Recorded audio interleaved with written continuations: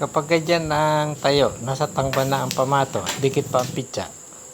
Ganito lang ang tirada niyan. Yun.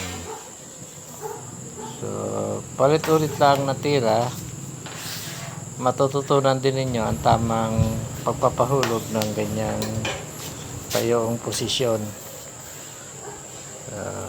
Tsaga-tsaga lang at pabe-perfect din ninyo ang tamang tira diyan. Medyo mahirap din ang pagpapasot niyan.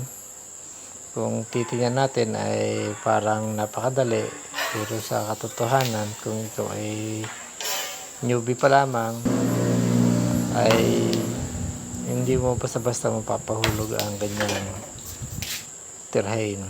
So tapusin nyo na lamang po hanggang sa dulo ang video ito. Maraming salamat.